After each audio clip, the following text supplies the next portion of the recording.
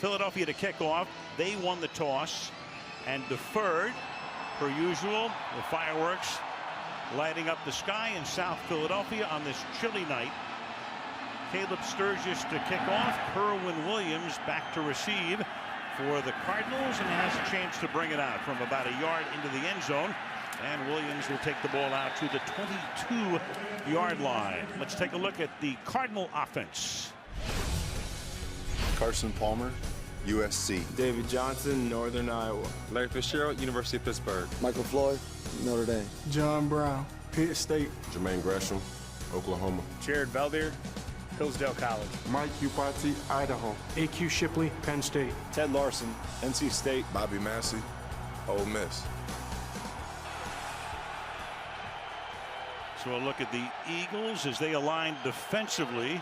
Carson Palmer at the age of 35. He'll be 36 next week, having maybe his best season. And that's saying something since he's been in the league a long time.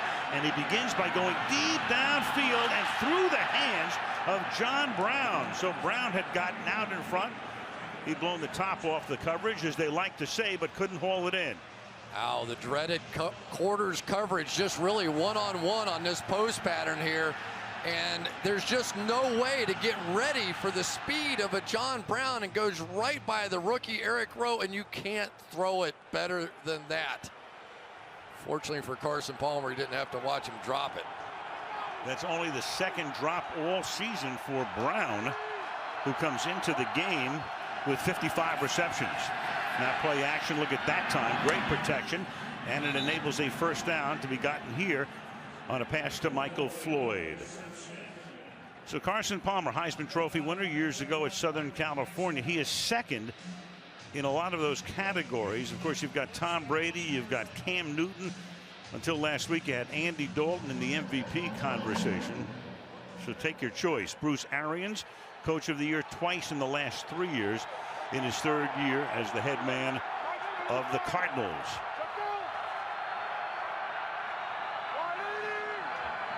From the 33, ball is handed off to David Johnson.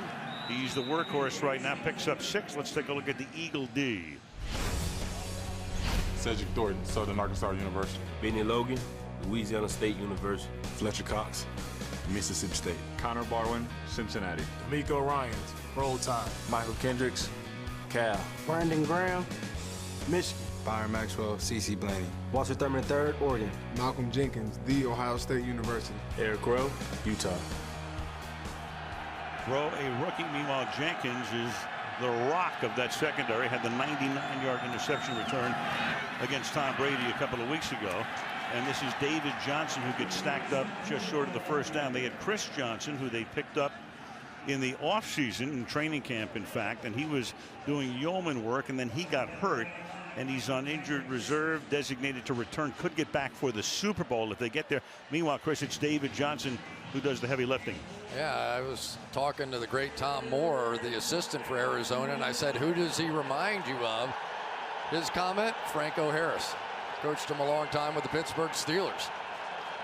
Well, David Johnson was there, as you look at Tom Moore, their third-round draft choice, played at Northern Iowa, where Kurt Warner went to school. 3 tight ends here. Palmer on a roll, looks back over the middle, and then throws up to the 36-yard line, and it's hauled in there by Jaron Brown. So you've got John Brown, you've got Jaron Brown, and that's a first down. Just some of the play calling of Bruce Arians, 3rd and 1, and what do? Of course you're going to throw the ball. Coming across the field, Jaron Brown, not the speedster, a little bit more of the guy that can get that done, but Carson Palmer just playing so confidently. You talk to some of these Eagles defenders, and Billy Davis, their defensive coordinator, says he doesn't favor anybody. He just favors whatever the best matchup is. He thinks all his guys get open. That's Fitzgerald in the slot. And Palmer fires over the middle, and that is caught. He goes to the tight end, and that's Darren Fells riding the Eagles all the way to the 7-yard line, setting up a first down and goal. Darren Fells with the reception, and that's a gain of 36. Well, you're going to get the 3 wide receiver set the other way, and so Darren Fells, the middle linebacker, just worked that way. Carson Palmer saw it, and it looked like it's a rodeo. He's just going to carry him all the way down. Carson Palmer already has taken some big hits here. Brandon Graham unblocked, got him that time. Boy, what a play by Fells, huh? Maxwell finally able to get him down. It's 1st and goal on the game's opening drive at the 7-yard line. To the right side, and then cutting it back and taking it to the 2-yard line goes David Johnson. It'll be 2nd down and goal. Philadelphia has the worst red zone defense in the NFL, meaning they give up touchdowns a higher percentage of the time when the opposition is inside the 20-yard line. 2 out of every 3 forays into the red zone. Chip Kelly in his 3rd year as the head coach got him to the playoffs 2 years ago with 10 wins. Last year they won 10 but didn't make the playoffs. This year they could make it with 7 or 8. 2nd and goal from the 2. And this is Johnson going into the end zone. And how easy did the Arizona Cardinals make that look? So Philly deferred, gave the ball to the Cardinals. 4 first downs on the way into the end zone. 8 plays, 4 runs, and 4 passes. And in front go the Cards. Well, you're going to get, this is just going to look too easy. Wide receiver Jerron Brown comes there. Darren Fells there, just one-on-one, and not even a real good fist fight. That was just kind of, okay. Got Walter Thurman up there as safety, and that could not have been any easier. That's a little embarrassing for the Eagles defensively. Start out like that at home. A little less than 4.5 minutes. Chandler Catanzaro for the extra point. One of the big plays on the drive was the pass over the middle to Darren Fells, the tight end, to set it up for the touchdown. 7-0 early. Well, that took place Monday night in the Valley of the Sun. Calais Campbell and Carson Palmer, Frosty Rucker, Larry Fitzgerald taking 60 kids shopping, part of Christmas with Calais. Michael Bidwell has done a really tremendous job taking over from his dad, Bill Bidwell, running this Arizona Cardinal franchise. And right now they are on a total roll as it's run back to the 26-yard line by Josh Huff. So the Eagles take over down 7-0.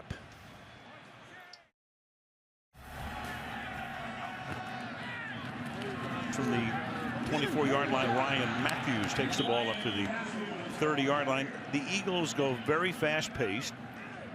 In fact, the fastest in the league, and that's why they are last in the league in time of possession. Meanwhile, Arizona is first. 2nd and 6. Ball handed off again to the former San Diego Charger in his first year as an Eagle, up to the 32, 3rd and short. Yeah, and you recognize the running back controversy, if you will, or at least rotation. Ryan Matthews now sort of becoming the lead. DeMarco Murray came over as the high-priced player from the Dallas Cowboys, leading rusher in the league last year, no longer starting, and now Darren Sproles checks in on 3rd down, who's been arguably the best player on this team. And he flanks Bradford on 3rd down and 4. And we're going to get a false start against the Eagles. Tony Correnti. False start, offense number 17. 5-yard penalty, remains 3rd down. It's Nelson Aguilar, the #1 draft choice rookie out of USC. Meanwhile, Bradford, the last 4 games he's played, he's been pretty good. He had a struggle through the first 7. He missed 2 games after a concussion and a shoulder issue, and Mark Sanchez came in, but turning it up over the last month. 3rd down and 9 now.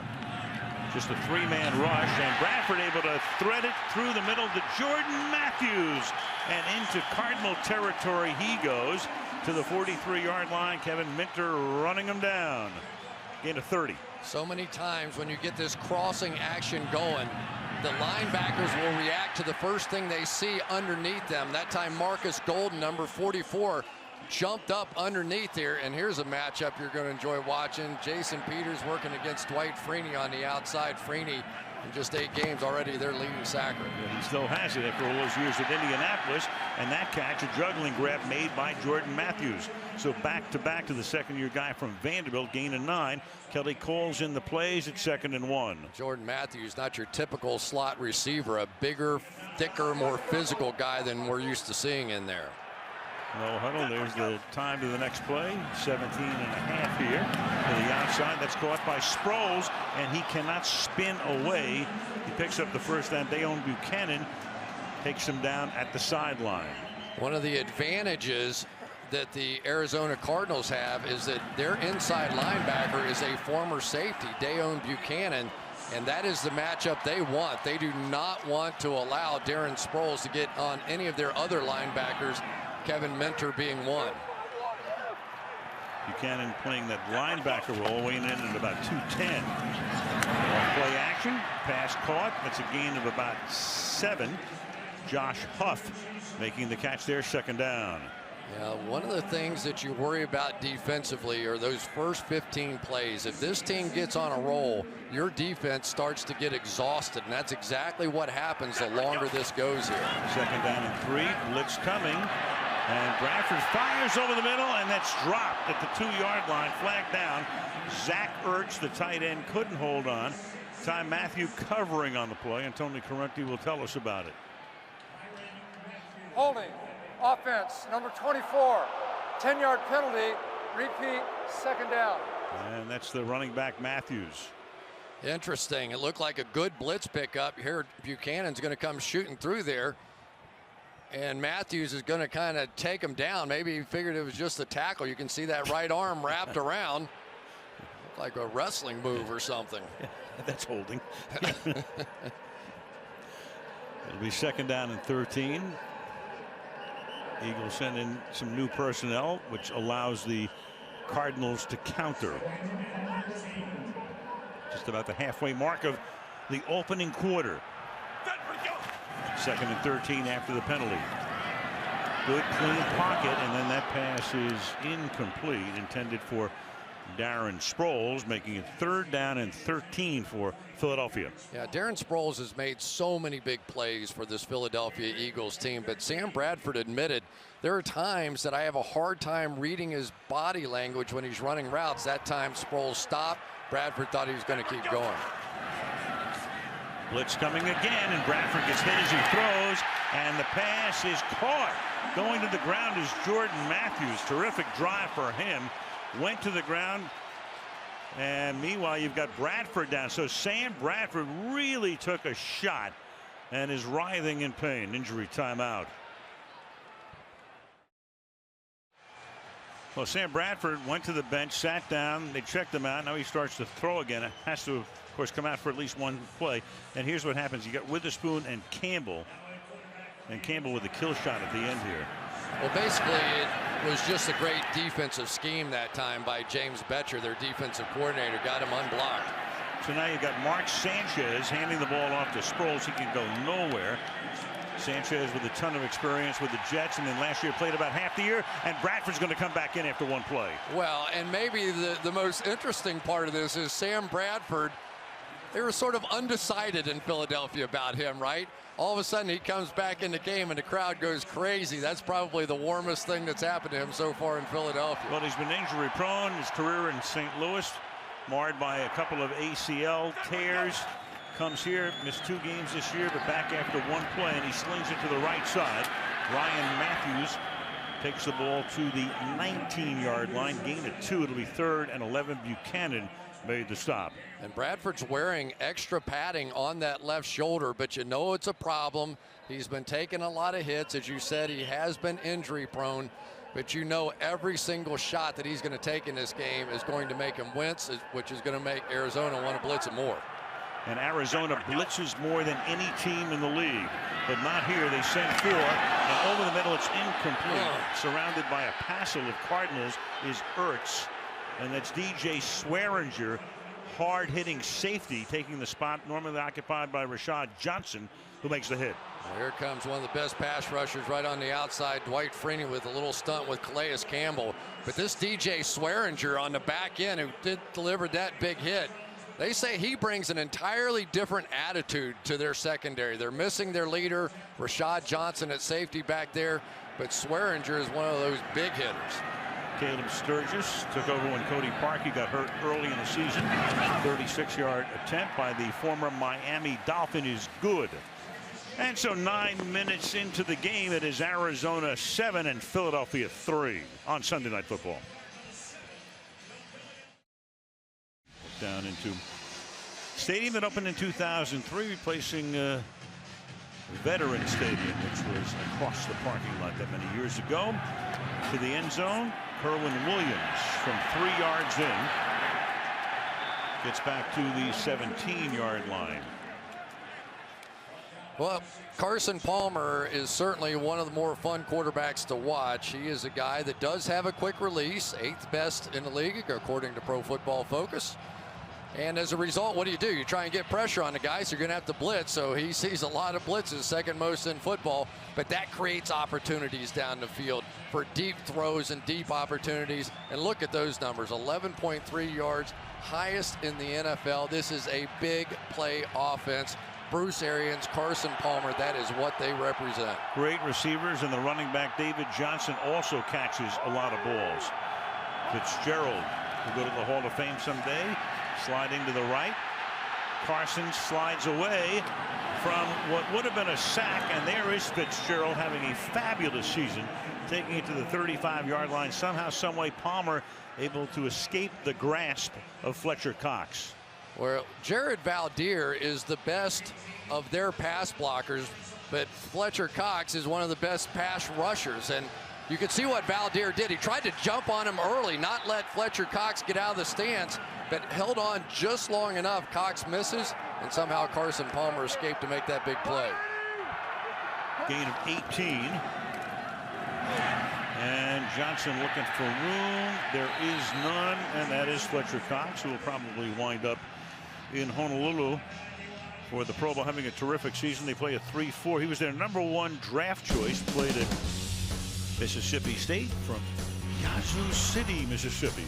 Fletcher Cox. He's a stud. You know, and 34 defensive ends never get the attention of their 4-3 counterparts because they have to play the run, they have to 2-gap, take on double teams. All they got a split lip too. But here is a guy that plays the complete game, and you got a chance to see both in those last 2 plays. So look at the great defensive back, Willie Brown, who grew up in Yazoo City. Meanwhile, Johnson finds a hole, gets it out to the 43-yard line. Andre Ellington, one of their other running backs, still nursing a toe injury, so he's out. We talked about Chris Johnson before, who can't come back until the Super Bowl if they get that far. You know who's playing pretty well here so far is A.Q. Shipley. On that play, here's a guy that's a backup coming in, playing for Lyle Sinline, who's banged up. Shipley is managing to get some people on the ground. His run blocking, his double team early in this game has been pretty effective for running the football. 3rd and 2 up at the 43-yard line. And swinging it to the outside. That's Johnson. He slips a tackle, and that enables him to pick up a first down with plenty to spare. Broke away from Michael Kendricks. 1st and 10. Well, Tom Moore compared him to Franco Harris. Franco Harris caught at least one ball that was pretty tough to catch that I can think of. Don't tell Coach Madden. Yeah, this guy has just an exciting element to him, doesn't he? This David Johnson, he's come in, and Bruce Arians really doesn't believe in playing rookies a whole lot, but after Thanksgiving, he says, all right, that's it. He's ready to go, and perfect timing. That's about when Chris Johnson got hurt. He's a triplet. He has 2 sisters. And this is Johnson again to the 38-yard line. They had high hopes for this guy, but they wanted to work him in relatively slowly. They had Ellington as maybe their #1 back. They drafted him. Then they picked up Chris Johnson. And, of course, he has to carry the load right now. 10 TDs. He's picked up 1 as a return man. They took that role away from him on kickoff returns when he became the #1 back. 4 out of the backfield and 5 receiving. He's a big guy. He's quick. He's fast. He has good hands. And according to Carson Palmer, he finally knows how to block in the backfield. Who the blitzers are, that's what he cared about most. Tight formation on 2nd and 2. Give it to him again. And he will get stacked up at just about the first down line. It's going to set up, in all likelihood, a 3rd down, and will 3rd and inches.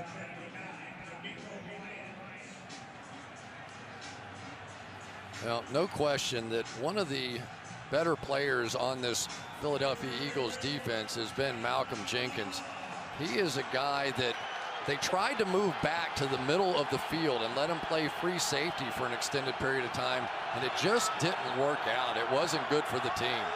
Go with 3 tight ends here on 3rd and inches, and that provides leverage for Johnson, who gets to the 33, and he moves the chains. Anytime you get in that sort of a front, you just know it's straight power football. And Ted Larson, who now is playing right guard for the Arizona Cardinals, has also been a good addition up there. Jonathan Cooper was like the 7th overall pick in the draft, and they kept trying to play him and kept trying to play him, and they just felt like that number 62 there, Ted Larson, understood it. And Carson Palmer talked about how a guy that is that smart up there, just don't make mistakes sometimes, be a good run blocker. He's really produced for him. And they go empty on 1st down, and the pass caught.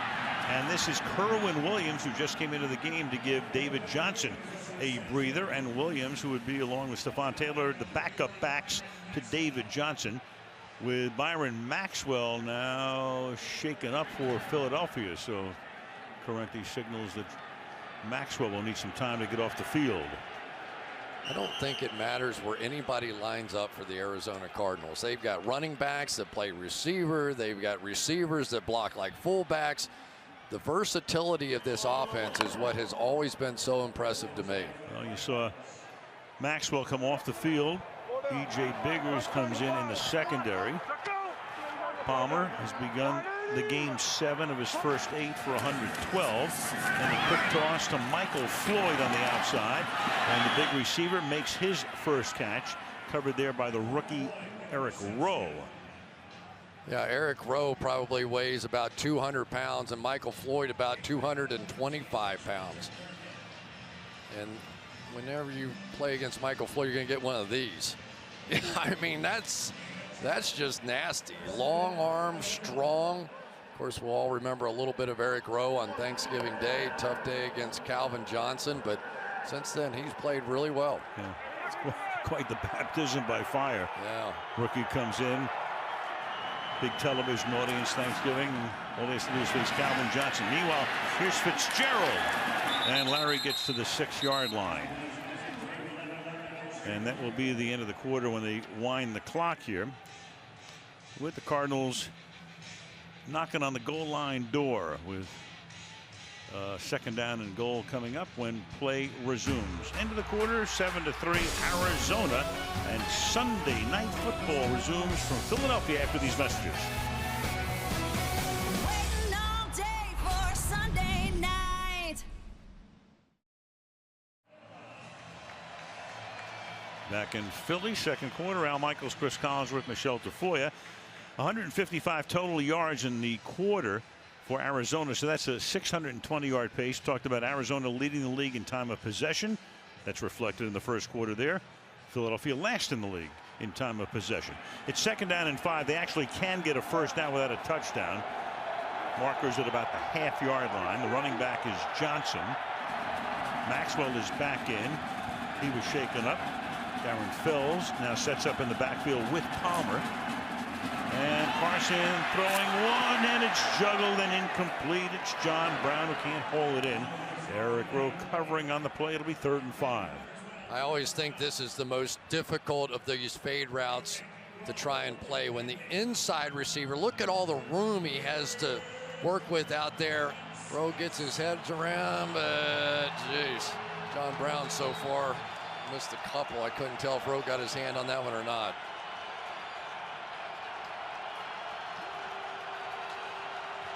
And they spread it out on 3rd and 5. Going 5 wide. 3-man rush.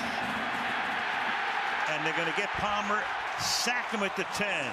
So 3 come in, 8 covering the 5 receivers.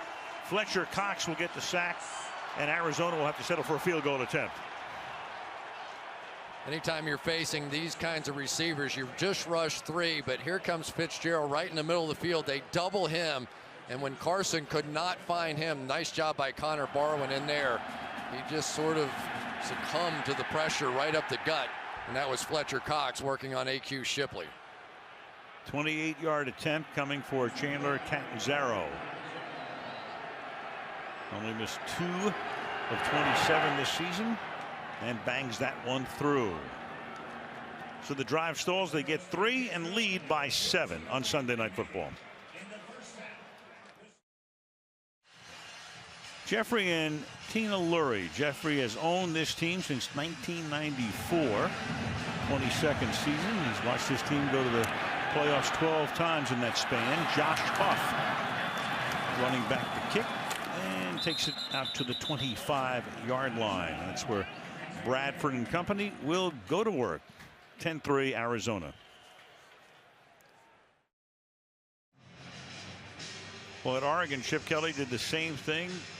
Ran that fast break offense. He's done the same thing here in the NFL. 24 seconds per play. In his rookie year, 22-7 last year. This year, 22-8. So they go fast. The time of possession is down. The production's been so-so. I mean, they're 14th in points. They're 16th in yards. They're 13th rushing, 21st passing. So nothing really to write home about this season. Ryan Matthews is the back. He takes an inside handoff and gets to the 27, tackled by Morrow. Yeah, and I think you have to consider Sam Bradford's situation. Here he comes into this new high, fast-paced offense that they're trying to all figure out. He said, when I was with the Rams, they call it into the headset, you call it in the huddle, you walk the line of scrimmage, you have 20 seconds to sort of picture the play in your mind. Here, you kind of call it and you snap it, and if you don't know it and on a first-hand kind of basis, it can be pretty tough. A sea change for him in a lot of ways. A little toss here to Matthews. We haven't seen DeMarco Murray yet. One of the 3 backs. Sam told us earlier this year, and we mentioned it during a game, there is Murray, the former Cowboy, that we asked him about Philadelphia, St. Louis. He says it's a 180. So we asked him the other day if it's still 180, and he said, yeah, it's still 180. Yeah, and he's still in the translation phase, you know, where they call a play and he's still sort of equating that to something he did with the Rams or Oklahoma or whatever. I think finally now he's getting to the point where he's speaking Eaglese now. Like the language. 3rd and 6. That's a pass over the middle, but they're going to be short of the first down. Jordan Matthews is able to make the catch, and that's Swearingen stopping him, and in comes the punting group. You know, it's interesting. Some of the guys that have been available off the streets. DJ Swearinger is a guy. Red Bryant used to play with Seattle for a long time, and shoot, even Dwight Freeney, who leads them in sacks. They didn't get him until a few games in. Connie Jones to punt. First punt of the game. Fair catch called for by Patrick Peterson at the 18-yard line, and back come the Cardinal offense. 10-3 Arizona. Kerwin Williams is the back. And a gain of about 3 yards. I mean, he was a head coach in college, did well, went to the NFL, bounced around a lot of years. Then he was going to retire, in effect, when Pittsburgh didn't renew his contract. Goes to Indianapolis. Chuck Pagano gets sick. He takes over, wins Coach of the Year, on to Arizona. What a story. Yeah, didn't you love hearing him talk about Temple when it was back in the day? He said he came here and he never really had all the stuff they had here. You know, they had those great pretzels, so he'd stop and get 6 of them on the way home, stop at another place, get a 6-pack of beer, get home, and eat the whole thing. Said he put on 25 pounds in like 3 weeks. It's the best smelling campus ever with all those food trucks.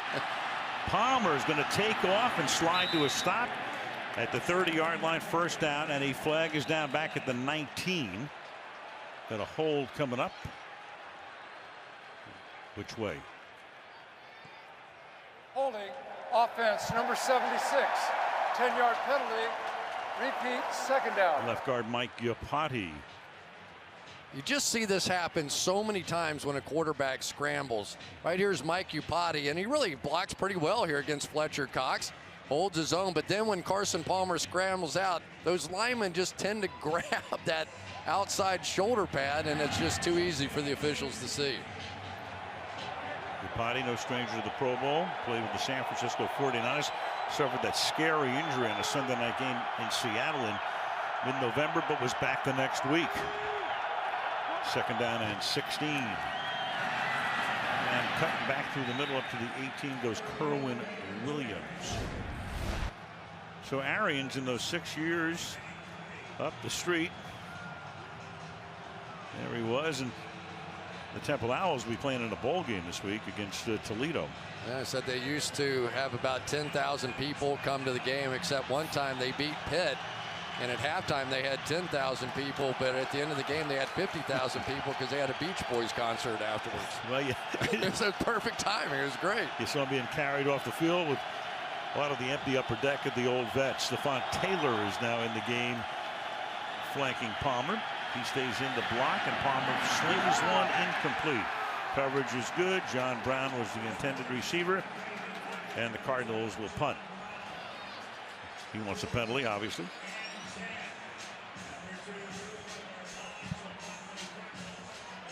They're going to try and work on E.J. Biggers here on the outside, but Biggers really played that one just right. Yep.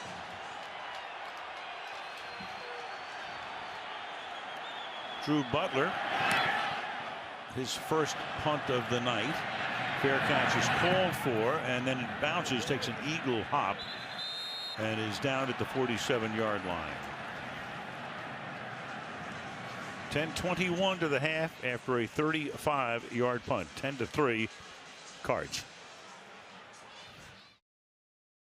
There's Dayon Buchanan, a former safety who Bruce Arians talked into playing middle linebacker, and there he is, lined up at 212 pounds, taking on Lane Johnson. He is the leading tackler on this Arizona Cardinals team, lined up on the outside, one-on-one with Darren Sproles. So obviously a safety is going to help you some in coverage, and his speed is really a factor. We're talking to the Eagles, and they were saying kind of reminds them of Sean Lee a little bit, the Dallas Cowboys inside linebacker. But boy, that grand experiment has paid off big.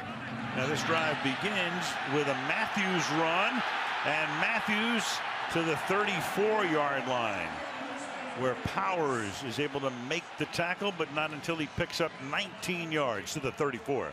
Well, here's the problem, though. Whenever you get a 300-pound lineman on a 212-pound inside linebacker, you get a little flip-flop. There you go. But, you know, you trade off a little speed. He's going to make some plays, and if the Eagles can get their big lineman on him, they're going to win. Taking a little extra time here after that big gain. 33 seconds after the last play. Rolling out. Bradford saw nothing across the field. Has a little bit of room and takes the ball to the 28-yard line for a gain of 5. It'll be 2nd and 5. I think they were going to try and hit that wheel route up the backside of this. You saw Bradford stop on the bootleg action. He wanted to try and throw it down the other boundary, but the Cardinals did a pretty nice job of staying with that. DeMarco Murray now comes into the game for the first time. So 20 minutes into the game, they fake it to him, and then the pass is caught, and that is Jordan Matthews, and he will have a first down. So Murray led the league in rushing last year. Dallas wanted to keep him, but Philadelphia paid him a king's ransom. Of course, they got rid of LaShawn McCoy, brought him in, brought Matthews in. Sproles was here. Chip Kelly got control of all the personnel in the offseason, so he made all of these moves. But for Murray, it's been a frustrating season. Oh, that Sam Bradford didn't see him hustling one of their guys off late. He could have snapped it and got a free play. Play fake finds the open man, Zach Ertz, touchdown.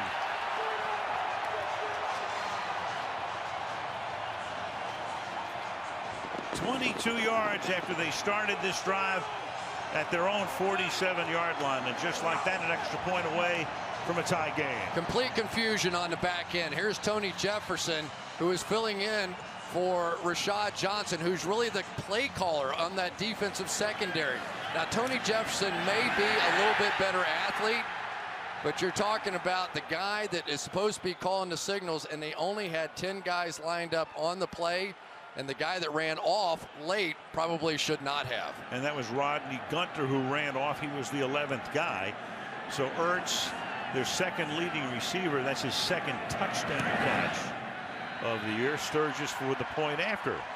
And with 8:26 to go in the opening half, 10-10 at the Link. 7-10 is the score. And 7 yards deep, taking a knee back there, is Kerwin Williams. And back we go to Ertz over the middle for 6 points. Yeah, and it's hard to believe that they don't see Calais Campbell, all 6'7" of them, trying to call this timeout. That's well before the snap. And Bruce Arians is going crazy on Tony Corrente and on the sideline, and he's right. Because if you're looking at the quarterback, which apparently everybody is in that situation, it'd be hard to miss a 6'7" guy calling timeout. You would think. You would think. Yeah. But you never know these days. No, these days you certainly don't.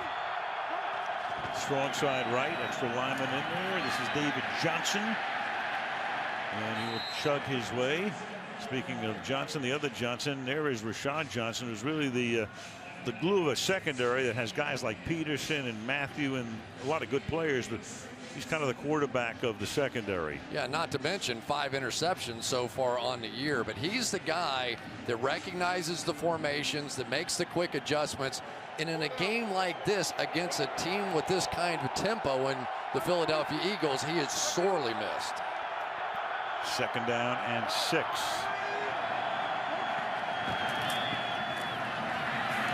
Johnson threads his way for a couple. We go to Michelle. Well, Eagles cornerback Eric Rowe went back to the locker room to be evaluated for a head injury. Has not yet come back out, guys. Right now, E.J. Biggers in for him. We'll keep an eye on it. All right, thank you, Michelle. So, Michelle mentioned before the game, the Eagles very healthy. Almost nobody on the injury report. And that's something that you almost never see the 3rd week of December. 3rd down and 3. But they are very thin now at the cornerback position. And the blitz is coming. They pick it up, and Palmer fires to Fitzgerald. And Larry Fitzgerald has the 1st down as Malcolm Jenkins covered on the play, trailed them all the way. That's a gain of 19 yards. And here's a matchup of 2 guys who are going to make the Pro Bowl this year, and it's pretty incredible. Malcolm Jenkins has basically transformed himself from a safety into a slot corner, desperately needed when they moved him back to free safety and out of that cornerback position. This defense basically fell apart, gave up 50 points or so in back-to-back weeks, moved him back, and things settled for them. Yeah, he enjoys it there playing the slot corner. Came over after several fine seasons with the Saints, and Palmer's going to air it out. Deep shot into double coverage, and they knock it away. So J.J. Nelson, who's their number 5 receiver, he's as fast as anybody in the league. Spectacular at the combine. You had Thurman and Biggers covering on the play. Here's a guy that ran 4.28. I'm not sure you could drive a car that fast. 4.28. And the one guy that Carson Palmer did feel like they could go after in the dime or the nickel situation was E.J. Biggers, but there he was, stride for stride. Nice job by Biggers. Excess of riches when it comes to wide receivers, when a guy like J.J. Nelson can be number 5. Palmer throws, and that is dropped at the 35-yard line. Michael Floyd could not hang on. Ryans covering on the play, and Byron Maxwell, who was injured before, came out for a couple of plays, slow and getting up again. Injury timeout.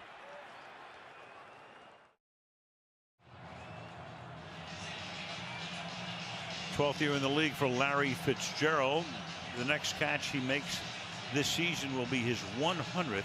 He's dropped only 2 that have been on target, and that is really nothing new. You go back through his career coming out of the University of Pittsburgh since 04, 29 catches per on target drop, and that's the best rate among all the wide receivers and tight ends, and pretty much the embodiment of this Cardinal franchise. That postseason he had in 08 was over the moon, including 3 touchdown catches against Philadelphia in the championship game that led to the Super Bowl where they lost to Pittsburgh. Not a bad Super Bowl either. Oh boy. That was one of the great performances we've ever seen.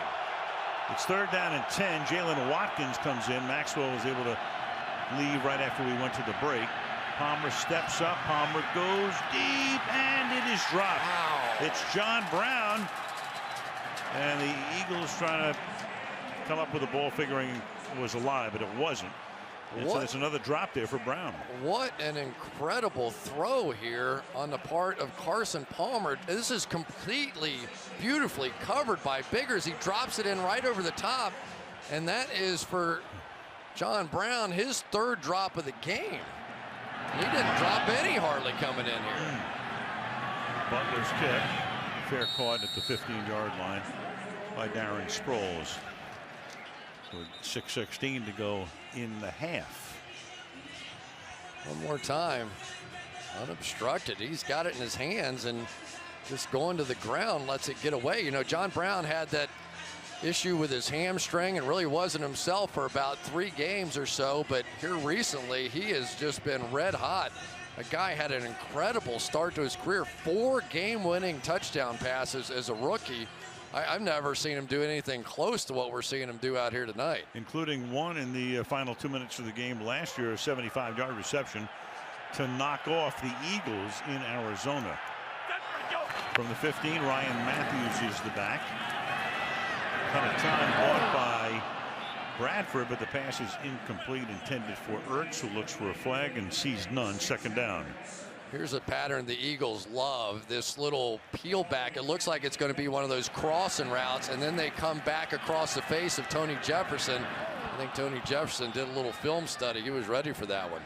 But boy, that Zach Ertz has really had a nice year, not only catching the football, but blocking as well. A lot of big plays, big catch toward the end of the game last week to cement the win against Buffalo. And taking the ball in at the 19-yard line is Jordan Matthews, who's had a big half. Hit there by Tyrone Matthew. So that's 6 catches now for Jordan Matthews for 70 yards. Yeah, he's a guy that had a few problems with drops early in the season, but he really has picked up the pace here lately and playing very, very well. Betcher, the defensive coordinator, took over for Todd Bowles, who got the head job with the New York Jets and is right on the doorstep to the playoffs as Todd. 3rd and 5, and that pass is low and incomplete, intended there for Jordan Matthews, and it will be 4th down for Philadelphia. Going to try and sneak it in there to him, but watch Tyrann Mathieu. He's going to fall back underneath this thing. These guys are just so quick. There are 2 great players on this defense. Patrick Peterson has played as well this year as anybody, and Tyrann Mathieu, that combination as good as there is in football. The left-footed Jones. This is Peterson from the 27. Oh, runs into his own man and loses the ball. And a big scramble, and Arizona has apparently recovered because Troy Nicholas created it, and one of those 2 guys probably wound up with it at the bottom of the pile. Nicholas is 87, and the ball is underneath him. Well, I think Nicholas saved his own skin. At least he recovered the fumble. Peterson swinging it wide, but Troy Nicholas was coming down and just couldn't quite keep up with Najee Good. Boy, they are lucky to catch a break there. Oh yeah. You know, it's you're relaxed when you see your color guy out there, right? When you see somebody in red and white and you go, okay, I can settle in, and all of a sudden you take a shot from him, cause the fumble. It's a different sort of forced fumble and fumble recovery. Yeah. So, you know, good stats are good stats. Who cares? Right. Nobody asked how. The lower 5 to go in the half.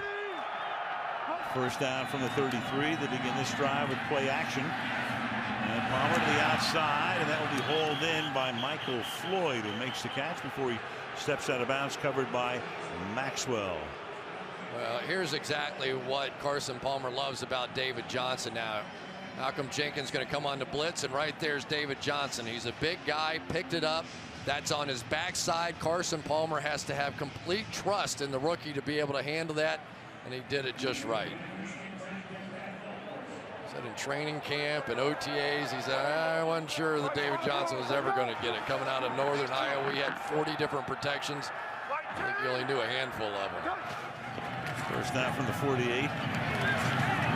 Gain of 5 here for Johnson. I'll tell you how astute the Philadelphia fan is.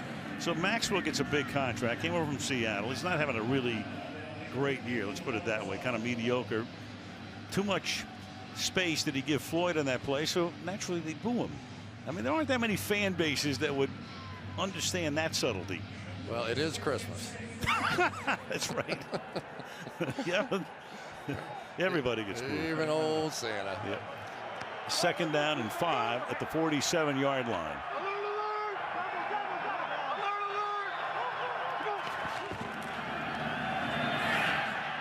David Johnson cuts it back and is able to slip away from everybody. And look at this run. David Johnson ran through the entire Eagle defense all the way touchdown to the end zone. Yeah, the officials confer. He gets across the goal line. Wow. Everybody had a shot to get him. That may be one of the best runs we have seen all year. Larry Fitzgerald out there on the point, Darren Fells, but it looks like he's down.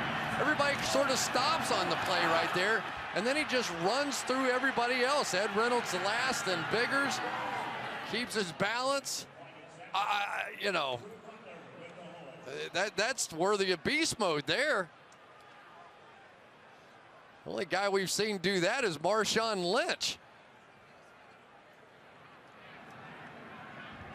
Runs through the defense. They're just checking to see that he got into the end zone. All scoring plays reviewed. What a run.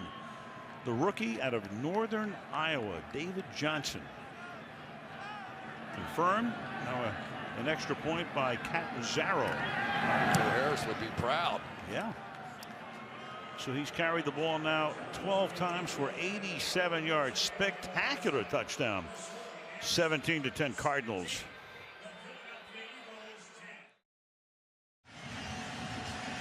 .37 at game time tonight. Clear skies, no threat of rain. 17-10 Arizona. The kickoff here by Catanzaro. Run back from the 6-yard line by Josh Huff. And it's a good run back all the way out to the 44-yard line to set up Bradford with a short field. Back to the touchdown we go. Give you a little example right there's Malcolm Jenkins. We've already talked about what a great player he is. Darren Fells gets him blocked, and then Malcolm Jenkins thinks, okay, he's on the ground, and then has to hustle back to try to get up there and make the play. And David Johnson is just a horse at 224 pounds. Once he got into the secondary, nobody could handle him.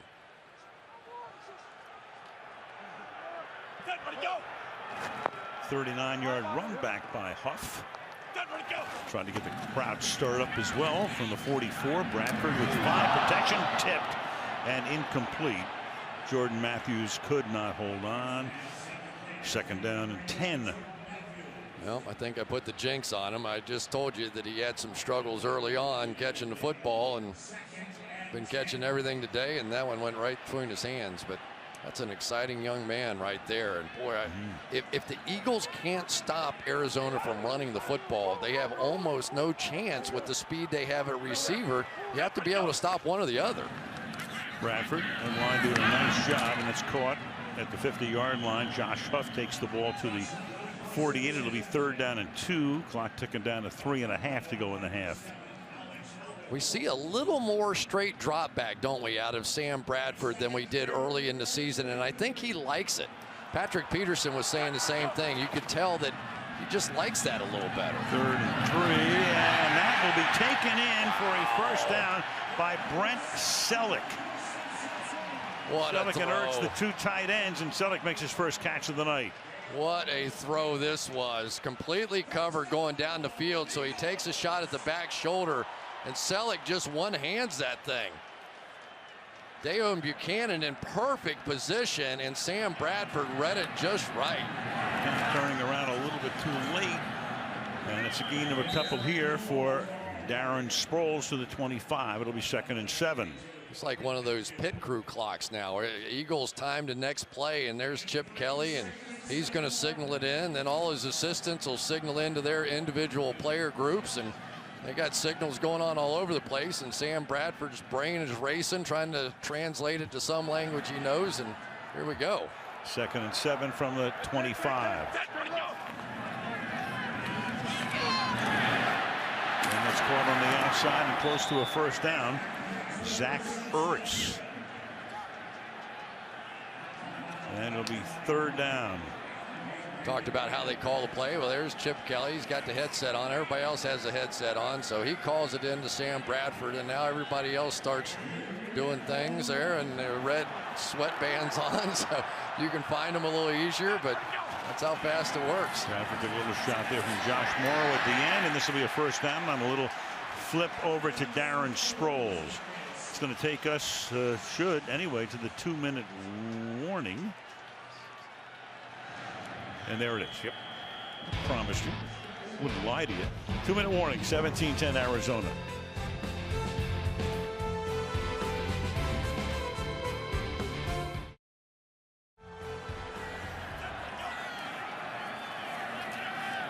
First down. This is Bradford throwing to the 12-yard line. Sproles is there to make the catch.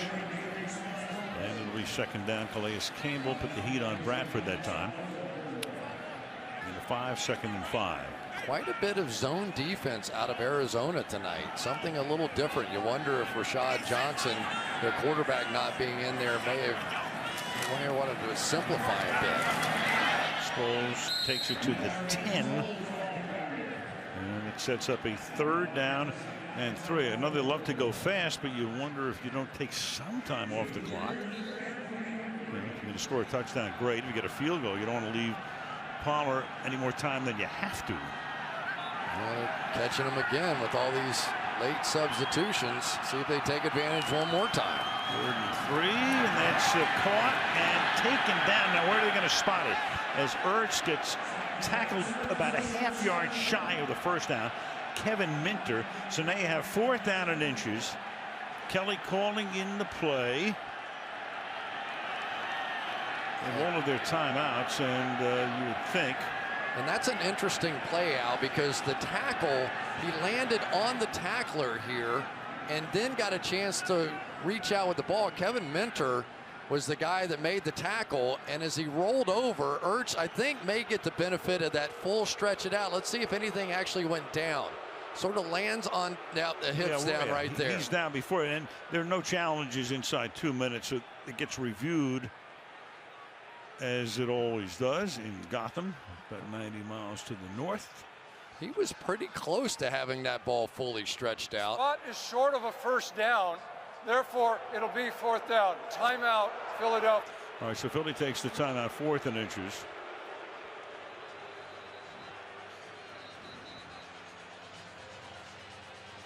Take a look. He's going to stretch it out. The hips down there. We already saw that, and I think just short of the line to gain, as they call it. Right. There is hip down. Those are the official markers on the far side here. So it's 4th down, inches, and the offense will stay out on the field, and we'll see what Mr. Kelly dials up here. This is really interesting for me because I believe DeMarco Murray is 100% correct on 4th or 3rd down and 1, and he's not in the game. We get Ryan Matthews, so this is a little bolder statement of what they're doing with the running back position. If Murray doesn't even get to play in this situation. Right, he broke the bank. He's 12 for 12 in situations like this. And now you've got a 30-second timeout. Timeout taken by the Cardinals. They wanted to see how they were going to line up. They were lining up with Matthews in the backfield. And Arizona can talk it over, and we will go to Michelle. Well, meanwhile, Al, the Philly secondary is hurting right now. Cornerback Eric Rowe is out with a concussion, and Byron Maxwell went back into the x-ray room to have that left shoulder looked out. Twice they looked at it on the sideline. Right now he's back there, and that leaves 2 available corners for the moment, Al. Not good news against an offense as potent as the Cardinals, but first things first here on 4th down, inches, 50 seconds to halftime. Matthews in the backfield.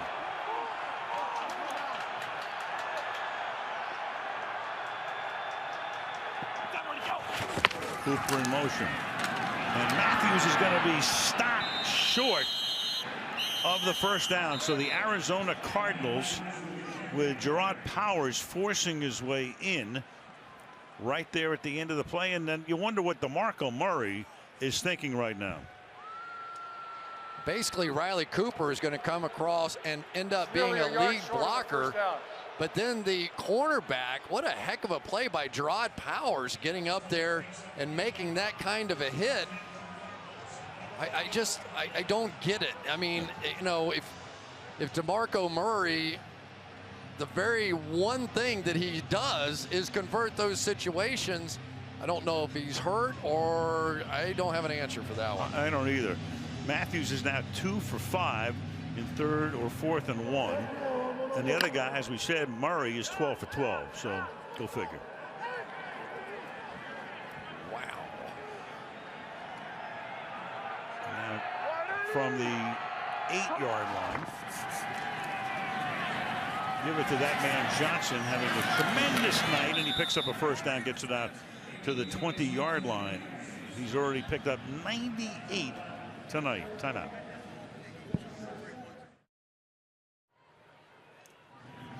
Well, it's been a story of late. It's been a story since Murray got here. The fact that he hasn't been used nearly as much, hasn't been as effective, but certainly in this situation, there's a lot to mull over here as Arizona took the timeout, giving Palmer a chance to go deep downfield, and that is incomplete. That's Jalen Watkins forced into action now in the secondary, covering John Brown, 2nd and 10. Yeah, and you say, if not, then when, right? I mean, that is the one time that Murray has 100% success. You can make all the arguments you want about what, you know, Darren Sproles has done, what Ryan Matthews has done, and the whole thing. But that was surprising. It's talked about a lot here. Murray was seated next to Jeff Lurie coming back from Foxborough after they won the game, and had a little discussion about how much or how little Murray has been used this season. As David Johnson is now in the triple figures in the first half, and he picks up a first down out to the 33-yard line. And the Arizona Cardinals will take their final timeout, but now you got Johnson, who will need some attention. And behind him, as we mentioned, with Chris Johnson obviously out, injured reserve designated to return, also Ellington out, you're down to Stephon Taylor and Kerwin Williams. Here comes Yapati around the bend here and going to seal that. Of course, you know, the Eagles a little bit in prevent mode here. Let's take a look if we can see what happened here at the end. Oh, right there, a little shot on the shin. Oh, yeah, and the knee bent back. Thurman. You know, Chris, you look at this team last year, and I said at the beginning of the night, they stay healthy. I mean, that was the whole thing last year. They were 9-1. Carson Palmer went out. Ellington went out. They were decimated by the time they limped to the finish line, went to the playoffs, lost in Carolina. I mean, they had nobody left. This year, relatively healthy. And on first down, Palmer throwing deep downfield into triple coverage, and that's Jalen Watkins back there, 37, covering on the play. Second year back out of Florida. Like watching a punt, pass, and kick competition. It seems like Carson Palmer just wants to see how far he can throw it in this game. Well, concerned now about David Johnson, the rush attempt leaders. Well, Chris Johnson hurt right now. David Johnson, we see him on the bench. Ellington not playing tonight. Then you go down to Palmer, and then Taylor and Williams. Well, no shortage of weapons on this team. They have a lot of ways to beat you, even with backup running backs in the game. But the way David Johnson was playing, you certainly don't want to see him out. And now you got Kerwin Williams. And Williams will go out of bounds. So with 10 seconds, they don't have a timeout. But if they can pick up 10 or 15 more yards, at least they'll give Catanzaro an opportunity to kick a half-ending field goal. You can see how deep everybody is back here, and so the opportunity to run the football is going to be there. And so they're taking advantage of it, and just slowly and methodically. I thought that time if Kerwin Williams had cut that thing back. Now I know get out of bounds, get out of bounds. That play may have been extended even further. And there's Johnson getting an early start back to the locker room. The ball at the 49. Palmer looking to pick up about 15 and get out of bounds, and Fitzgerald is there. That's incomplete. Now you got 6 seconds, and the Cardinals in this half have already amassed 298 yards. They're one of 3 teams in the league that has over 300 yards of offense in every game this season. Nice job there by Billy Davis defending the boundary. No timeouts remaining, so the middle of the field absolutely wide open, but you can't throw it there because you can't get up and. Second. Eagles just took a timeout, setting up their umbrella here. 140 yards on the ground for the Arizona Cardinals tonight. So Philadelphia came into the game allowing 127 yards per game, 28th in a 32-team league, and they've already given up 140 in the half. Down to Michelle. Well, David Johnson has gone back to the locker room. He is questionable with a right knee injury. Obviously, they took him in early to do some stuff during halftime, and we'll try to find out what that stuff is, Al, and get back to you. We'll see if he comes back for the second half. All right, Michelle, big for a team that heads down the stretch. They have 2 home games left. Green Bay will be there next Sunday, and then they'll close with Arizona. You got a bunch formation at the top of the screen right there. Just be careful. Larry Fitzgerald can jump out of the gym. He gets not going to get the chance. Have the opportunity. That's thrown away out of bounds, and that will end the first half with the score Arizona 17, Philadelphia 10. And the Philadelphia Eagles, who won the toss and deferred, get the ball as we start the third quarter on this 37-degree night at the link. Canzaro will send this one into the end zone, and Philadelphia will begin its drive at the 20, and we go to Michelle.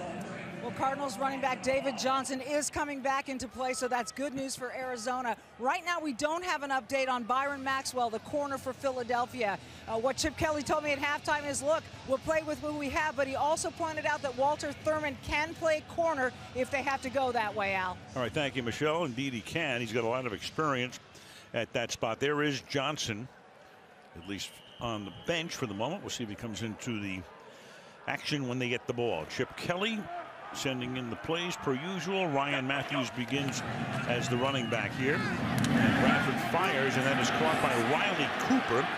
And to the strains of Coop, he gets thrust into the Philadelphia bench after a gain of 15. For the Eagles in the first half, so Murray was in for 2 plays, didn't see the ball. Matthews 6 carries, 12 plays, and Sproles was in for 17. And of course, everybody talking about at halftime, checking with a lot of the people outside the press box. Nobody can figure out why Murray wasn't in the game on 4th and short as Matthews takes the ball up to the 40-yard line. Yeah, and basically what this offense has are 2 big guys, DeMarco Murray and Ryan Matthews. And I asked Chip Kelly, what's the difference in your mind? He said, not a whole lot. Matthews a little faster, so some of those outside plays like you just saw. And then Sproles and Kenyon Barner, 2 of more of the scat back types. Haven't seen Barner yet tonight. And that pass is through the hands of Zach Ertz, making it 3rd down and 5 for the Eagles. Boy, Sam Bradford's sharp, though, tonight, don't you think? I mean, he's had a few drops, but here's a guy that you can really tell now is starting to get this offense. And, of course, he has a contract coming up, and are they going to put the franchise tag on him? Are they going to sign him to a long-term deal? All those things before us, but a guy that's won 5 out of 6 and 6 out of 8 when he's finished the game. Came over in the offseason trade blockbuster with Nick Foles going to the Rams, and Bradford has that one tipped and incomplete. That's Calais Campbell, the big 6'8" defensive lineman, with the tip to make it 4th down. Well, he doesn't get timeouts, but he can tip passes. He just kind of works his way over here, and then 6'7", 6'8", hands up, 6'11", something like that, and knock that one down.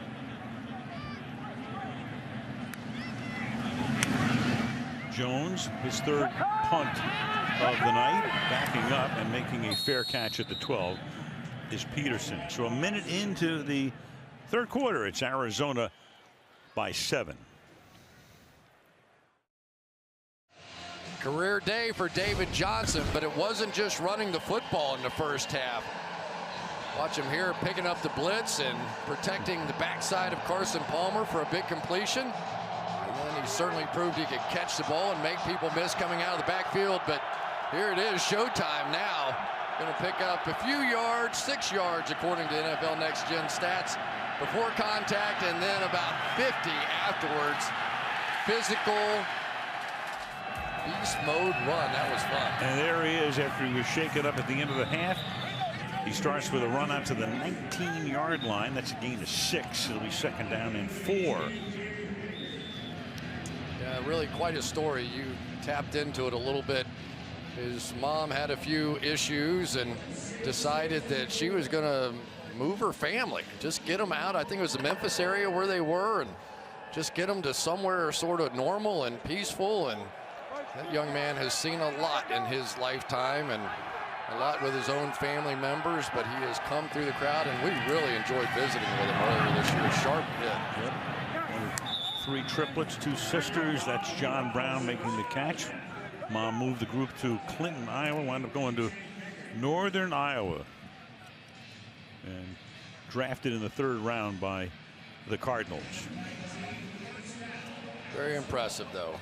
He's a guy that you really find yourself cheering for. He said, everything I went through growing up just made me stronger, made me a better person, and what we saw, we couldn't agree more. From the 38-yard line. Palmer, quick toss. Floyd has to reach down to pluck it, and picks up about 4 yards on the play. E.J. Biggers covering, 2nd down. These guys make catches that I've never seen anybody make. Watch this catch. He's going to reach down and basically one hand sort of under and then just pancake it with the hand on top. You know, it's a different game of football these days with the way they can catch the ball. No question. 2nd and 5. I mean, the circus catch has become very routine. Johnson cuts it back, and Johnson, being very patient, takes it all the way to the 38-yard line. Looks like a guy who's in his 4th year in the league. Waited for the blocking, saw the opening, and then skirts downfield and winds up picking up 19 yards. Here we come with Iupati's going to come around here and take on Malcolm Jenkins, and that's going to be a bit of a mismatch. Just put him right on his backside there. Mike Iupati, he's not always a perfect pass blocker, but you get Mike Iupati run blocking, formerly the 49ers, he is a monster. He's even caught a pass this season for 10 yards. Who hasn't? Eligible. Here's Johnson. He's going to cut it back again. Takes it to the 32-yard line. Well, they wanted him, as they say, to run north-south, meaning straight ahead. And he likes to run east-west, side to side a lot. But that's an example of both. Starts out east-west, winds up going north-south. Gain of 6. And it looks like he's coming out a little gingerly. They definitely felt like that they ran him a little bit much last week. They want to get Kerwin Williams in the game a little bit, take some of the snaps off of him, because they have much bigger things ahead of them, do the Arizona Cardinals. 2nd down and 4. And Williams takes the ball to the 30-yard line. Fletcher Cox makes the tackle, 3rd and a deuce. Here's 2 great players going at it right here. Mike Iupati and Fletcher Cox. And Cox just going to extend those arms and come off and make that tackle. I could watch tape on Fletcher Cox or Mike Iupati all day long. He plays so much, though. Sometimes he gets exhausted. He said sometimes in the 3rd quarter, he just has to take some time off and get out of the game. But believe me, the Eagles never want to take him out. 3rd and 2. Palmer stepping up. He's going to go deep on 3rd and 2. And Floyd is there to make the catch. And he's out of bounds at the 1-yard line. What a catch. Michael Floyd on a 3rd and 2. Good coverage. Watkins is there with him, looking back. Somehow a little pushing and shoving going on, all incidental. Unbelievable. And now is Kelly going to challenge it? I think his shoulder landed out of bounds. Yeah. If that's what hit first. Kelly's going to challenge it. With a smile, with Correnti looking like is challenging the ruling on the field of a completed pass. Looking like a guy who thinks he's going to win it. Well, House money. Upon first glance, he just might. Did the knee get down first? That's the question.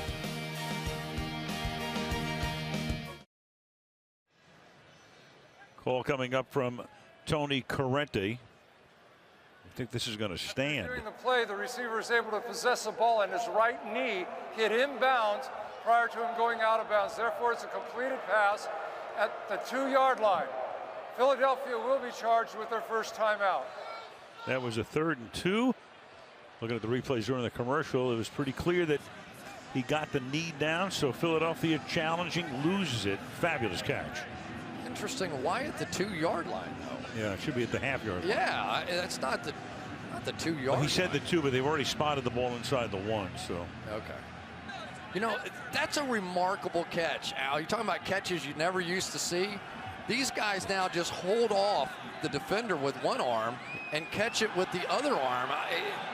They just don't miss anymore. No, you see it in every game. I mean, the highlight reels are unbelievable every week. David Johnson is the back from inside the 1, and Johnson trying to get into the end zone for a 3rd time, and he does. So the rookie from Northern Iowa with the hat trick tonight. 3 rushing touchdowns, 144 yards, and a 2-possession lead for the Arizona Cardinals. And we talk about Larry Fitzgerald and what a great job that he does receiving, but watch him block as well. He has now become the Hines Ward of this team. Remember, Bruce Arians was at Pittsburgh for a long time, and he had Hines Ward as his lead blocker. Well, now he has Larry Fitzgerald, and Larry Fitzgerald really never was even a slot player. He has basically just at an older age picked up new tricks and has made himself invaluable. Catanzaro's extra point is no good. That's the 4th time he has missed an extra point this season. But the lead is 13 with 9:48 to go in the 3rd in Philadelphia.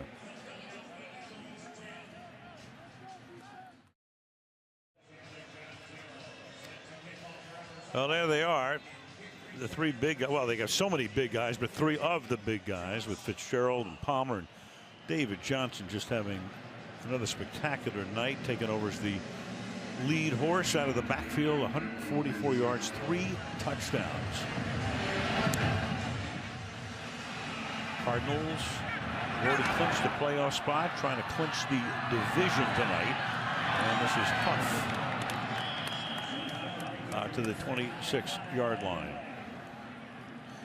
Well, last year DeMarco Murray is in Dallas, different offense. Tony Romo under center a lot, and through 13 games, as you can see what he did last year. 1,606 yards this year, 603 yards per carry, of course, way down. Everything is down, and you begin to wonder, you know, what in the world. Spending a gazillion dollars to get him, then bringing in Ryan Matthews, keeping Darren Sproles. A lot of changes, obviously, with Chip Kelly running the personnel as well, but you have to wonder about a lot of things after tonight. Yeah, and one of the reasons they made the trade for Kiko Alonso with Shady McCoy was money. You know, they saved $10 million. And I said, okay, you can always buy into that. I understand that part of it. But then they turned around and gave it to DeMarco Murray.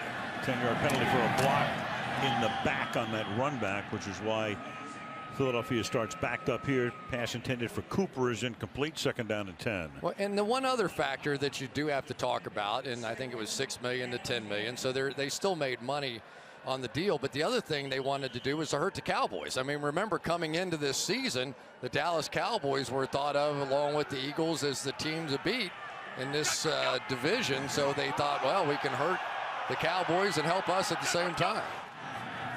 2nd down and 10. Bradford, oh boy, just barely avoids a safety. Ed Stinson, one of the backup linemen, rolls in and out. Stinson with the sack, and that'll make it 3rd and 15 from the 1.5. Going to get this kind of stunt working here inside with Ed Stinson and Calais Campbell, and they just sort of push the whole pile straight back into Sam Bradford, who still nursing that bad shoulder.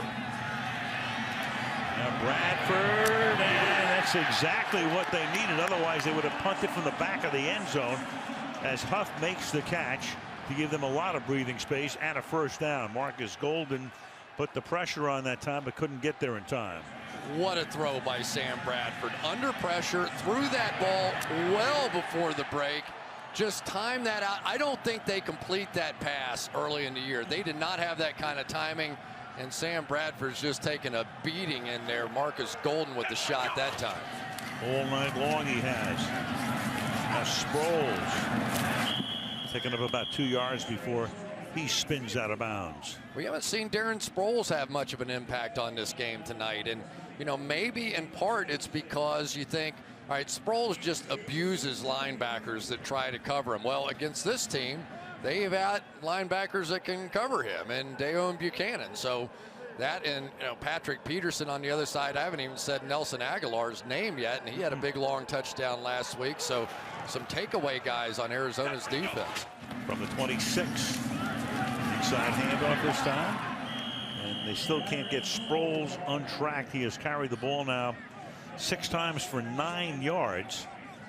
And Murray starts in. Now Chip says, well, in, out, in, out. Now he's going in. Well, and typically you want Sproles in there on 3rd down. So some different personnel formations tonight by the Eagles. Some odd sports science. Yeah. Bradford throws over the middle. Cooper, and he's able to get the first down. And the ball comes out at the end at the 36. And the official says, no, he was down, first down. Nice job by Riley Cooper getting that ball, making the catch short of that first down line, and just turning straight up the field. So few receivers do that. They want to dance around. Let's check the ball. Ooh, it's pretty close. Snap it. Yeah, they did before they can challenge. And finally, DeMarco Murray handles the ball halfway through the 3rd quarter. Little Bronx cheer there. Yeah, you hear the crowd going, oh, you know. Who's that? Who's that rookie? Yeah, who's 29? His first carry of the night. Fake it to him here. And caught by Zach Ertz for a first down. Well, and that's the other version. That is the Sam Bradford version of Chip Kelly's read option. They're going to fake it here, and most quarterbacks in his offense would run it. Bradford's not going to do it, so he's going to throw it down here. And that's the adjustment they've had to make with Sam Bradford playing the quarterback position in this style of offense. Out to the 49-yard line. Murray crosses the 50 and not much farther. Golden is there to stop him. And it's 2nd down and 8.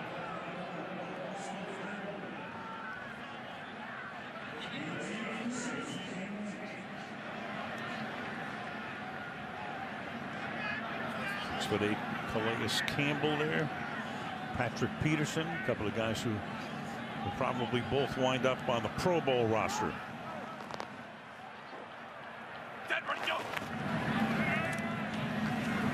Bradford fires over the middle, and that is caught, and trying to get the first down, and he does, is Jordan Matthews.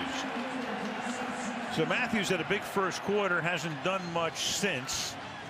Remember, they got rid of Deshaun Jackson a couple of years ago, let Jeremy Maclin go, and figured he'd be their guy who'd be #1. Drafted Aguilar in the 1st round, and Matthews tonight has caught 7 passes for 81 yards. Jordan Matthews with bloodlines back to Jerry Rice, his mom, Jerry Rice's cousin. Whoops. Oh, and Bradford gets sacked, fumble, ball is loose. Yet Marcus Golden, he's been all over the place, and it's recovered by Arizona. So he blindsided him. Frosty Rucker comes up with the ball. So Golden, who almost sacked him in the end zone, sacks him near midfield. Philly turns the ball over.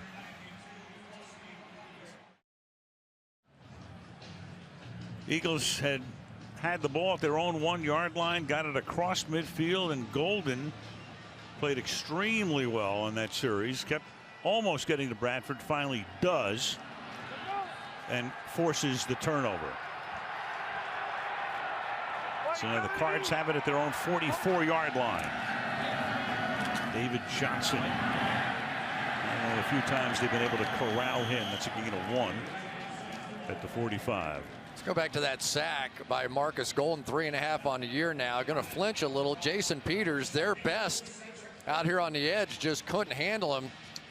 And reminds me a little of James Harrison, doesn't he, of the Pittsburgh Steelers? I asked Bruce Arians about him. Of course, he goes, yeah, I do. I can see that. Definitely Golden a little bit taller, a little bit more range. Not an edge rusher, not an explosive spin move Dwight Freeney kind of guy, a more powerful kind of guy, and showed it there. Play action. Palmer throwing. Caught. First down. And dropped in. Nope. Third down. Marcus Golden did such yeoman work. Watkins takes care of Floyd this time. Here it's 3rd down and 9. Jalen Watkins in the game. He's the half-brother of Sammy Watkins, the great receiver in Buffalo. So there are going to be some guys you don't know much about in his secondary playing, but really they're doing okay. Uh-oh. Oh, baby. Palmer now has to go over to. Uh-oh, look at that finger. Yep. So he gets hit as he releases it, and they'll have to work on that. This is when you don't want to look. No, you got Drew Stanton is the backup quarterback. Looks like Connor Barwin probably hit it on his face mask or something all the time. Now you just wonder, though, is it anything more than something you can pop back in?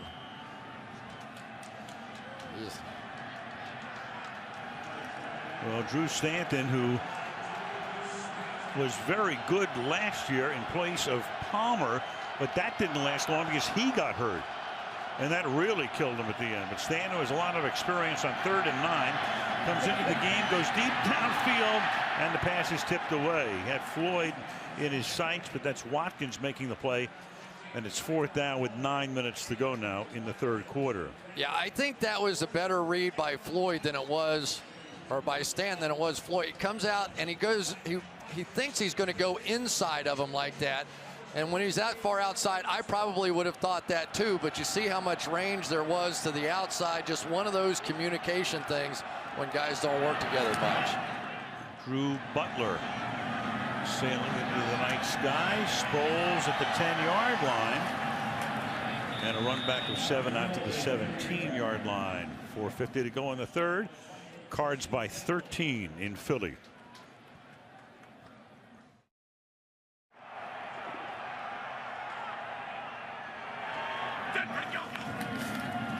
At the 16-yard line, Ryan Matthews for a gain of 3 to the 19. Well, you're going to see Carson Palmer throw this ball, and it really didn't hit the helmet. It just went right into the hand of Connor Barwin and just sort of bent backwards. And you can see Carson Palmer flinching on that one, and everybody who is a fan of the Cardinals flinched as well. They remembered how good this team was last year before Carson got hurt. Swinging to the outside. Stiff arm there. 1st down. Matthews run out by Swearinger. And with 4:18 to go in the 3rd. Palmer on the sideline. He's been loosening up. And he's got that right index finger taped. Yeah, people forget. What did they win? 9 out of 10 before he got hurt last year. Was having just as good a year. And then he got hurt, and backup got hurt, and right. Their season fell apart. Yeah, Stanton was doing okay, and when he got hurt, that was the end of that. And meanwhile, fired over the middle and caught for another 1st down. That's Zach Ertz, the tight end, moving it out to the 45-yard line. Yep, and they're working against Tony Jefferson, who took over for Rashad Johnson. I'm just telling you, the more this Zach Ertz plays, the more impressed I am. If you want to be even more impressed, we see what he can do as a receiver, but blocking, just as good. 3rd-year tight end out of Stanford. And the ball is on the ground again, and the Cardinals recover. So the Eagles turn it over back to back. Ryan Matthews with the fumble. And Swearinger comes up with it. So he recovers the fumble. Back-to-back turnovers. And Josh Morrow, we believe, is the man who forced the fumble. Absolutely was. As soon as I bragged on Zach Ertz, he missed the block, and I think it just surprised Matthews coming around the edge that way, and there you go. Zach Ertz tried to take a hard inside release and get in front, and Morrow just went right around him. completely missed the block. Blindsided Ryan Matthews. And the happiest sight that any Cardinal fan could see right now is Carson Palmer in the game. Rolling, throwing, and it's caught. Johnson makes the catch. And Johnson, a gigantic night, takes a big pop, but not until he picks up a first down. Let's go to Michelle. That's the second tape job you see on Carson Palmer's right index finger, the index finger on his throwing hand. They taped it once. He took some practice snaps. Didn't feel right. They retaped it, a little extra tape, which gives that knuckle more support, but also means that finger's a little less flexible. He also threw some deep balls on the sideline, which is something he wanted to do before he went back out, Al. All right, thank you, Michelle. Paste and glue. Look at the index finger that took the hit. First down now from the 38-yard line. Hand the ball off. 3-yard gain for Johnson here. Logan makes the tackle. Since 2013, when he joined the team after leaving Oakland, 27-8 the team record with him. With the other guys 5-5. 27 points a game with him and 15.5 without. Yeah, and he came into this game tonight. He was second in passer rating, only to Russell Wilson, and second in passing yards and touchdown passes, only to Tom Brady. Second down and 7. A little over 2 minutes to go in the quarter. Deep drop, good protection. Fires it to the outside. Dave Fells makes the catch and is out of bounds just at about the first down marker, very close, maybe a little short. Still sort of hard to believe, isn't it, that you can have, there's Patrick Peterson, the dancing elf. We'll tell you that story in a minute. But Darren Fells, oh, it's Christmas. The elves are happy. Darren, I forget it. Okay, I'll just let the elf entertain you. 3rd and 1 at the 28-yard line. And does he get the first with forward progress or not? Very close. Johnson. See Jerron Brown saying we've got it. But the Zebras will determine that. And where they spot it here, Tony Correnti takes a peek. First down. Almost. The line of the game was the 28-yard line. It falls beyond the 28. I think this was that Kendricks that came around there. I think it was, and sort of met David Johnson in the backfield. Just could not get him stopped. A heavy runner, David Johnson, as well. Play action. And Fitzgerald gets held, and that creates a flag, and that's Jalen Watkins who held him up. Pretty evident. Yeah, it's not like the Eagles were a juggernaut covering people anyway, and then you come in and you take away their first, second, and third string cornerbacks. The ball will be placed in the spot of the foul and an automatic first down. You know, Larry Fitzgerald will lay some moves on you now. Sometimes he'll sit up there. He's patient doing this stuff. And really, Watkins was beaten pretty badly on the play and had no choice, at least a little contact there to hold him up.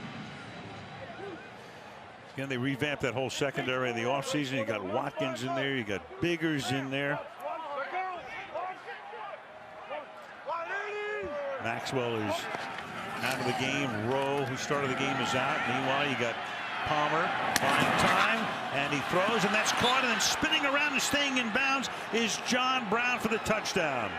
Biggers could not stop him, and Brown gets into the end zone. Well, John Brown just completely turns Biggers around here. Going to come back, and there's nothing to cover in the back of the end zone. You know, I mean, you're down there, and this is when typically it's one of the reasons it's so hard to play red zone football, because the defensive backs don't have to worry about you running past them. And Biggers sort of acted like he had 40 or 50 yards to cover and was no match for John Brown after the catch. How about Carson Palmer with a bad finger? He's doing all right. 2 pump fakes and then rolls against the grain. Throws his first touchdown pass of the night, 32 on the season. Last week eclipsed Kurt Warner's team record of 30. Catanzaro for the point after, and for a silent throwing right now that the Link gets 30-10. Tell you what, there's one of the great human interest stories. If you go back to the Super Bowl I, which was played, 49 years ago in January of '67 at the LA Coliseum. It was Kansas City against Green Bay. They're the '66 Kansas City Chiefs. Hank Stram's the head coach. They had an assistant coach. There were only like 4 assistant coaches in those years. His name was Tom Pratt. So there was Tom Pratt, who was 30 years old at the time. So where is Tom Pratt now? There he is. He's 80 years old. He's with a team that has a real good shot to wind up in the Super Bowl. So he coached in Super Bowl I. He was on a team. He was the defensive line coach, and he had the linebackers as well. He had Bobby Bell.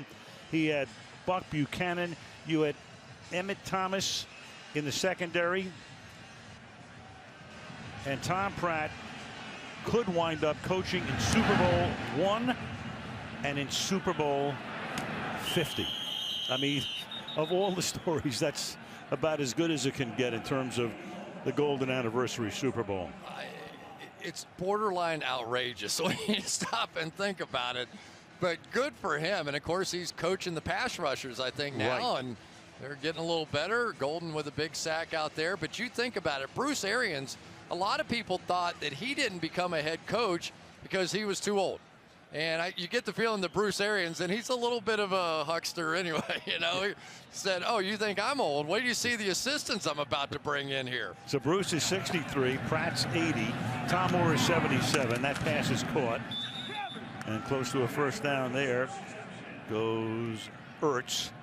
And the youngest coach on the staff is 28. I mean, the great thing about Arians, old, young, the whole thing, brought a woman in to be a coach in preseason. Jen Welter, who was on the staff during preseason. Up to the 39-yard line. In the waning seconds goes Ryan Matthews. Yeah, and he said earlier about Tom Moore, when he was talking about him, he said, you know, I can go back at the end of a day and have a drink with Tom Moore, and I don't have to worry about whatever I tell him going back to his wife. You can just talk to a guy like that. They got a good thing going to the Cardinals. End of the third.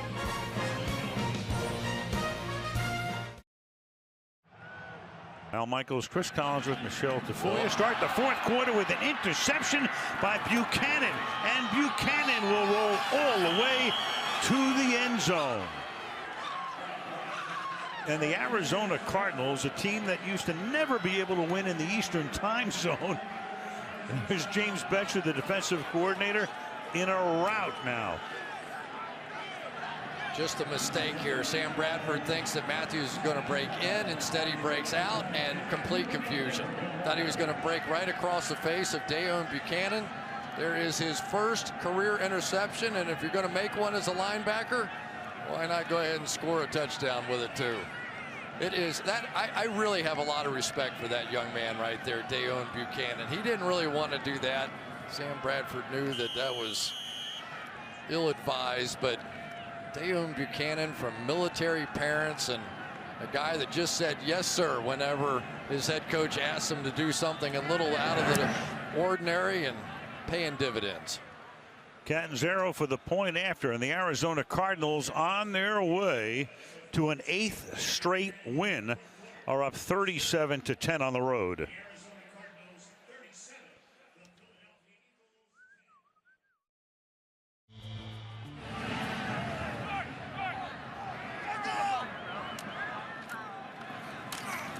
Josh Huff running back the kick and gets tackled up at the 29-yard line.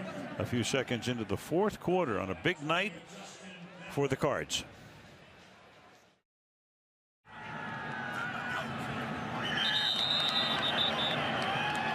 Full start here. Offense number 71. 5-yard penalty, and will remain first down. Chris, you know, it's amazing when you think about it. Well, the Cardinals started in Chicago. They were there for 40 years. Then you remember them in St. Louis. They were there for 28 years, and now they have been in Arizona as long as they were in St. Louis, 28 seasons. And old Michael Bidwell's getting it done out there. You know, since they got that new stadium and all those sellouts and all that additional money, they have a little play money now. First and 15, going and getting free, wide open is Jordan Matthews on a coverage breakdown. So for the moment, a little bit of oxygen left for Philadelphia on a 77-yard catch and run. You never know for sure, but it sure looked like Tony Jefferson jumps this thing. He's going to see an underneath coverage and does not see this deep over. Looks like they're supposed to be in too deep. Tony Jefferson jumped the underneath receiver, never saw Matthews come across. So once again, Rashad Johnson not being there is big. Great play by Sam Bradford to hang in there and make that throw. That's Okafor who put him on the ground.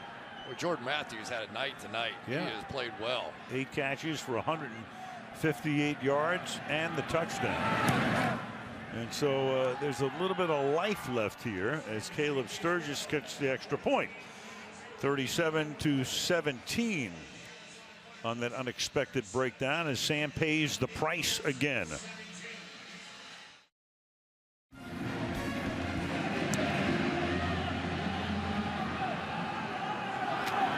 Taken to the 3-yard line here, Kerwin Williams. To the 23-yard line. Cardinals will have it at that spot early in the fourth quarter, up by 20. Oh, your MVP candidates, you got a bunch of them. Tom Brady, I mean, doing it, doesn't matter who's playing with him. Carson Palmer, of course, having his best year in his mid-30s. And then there's Cam, whose team is undefeated, rushing and throwing, and another tremendous day for him in the Meadowlands. And there are others as well as we start this drive from the 22-yard line. And we begin here with Johnson through the middle.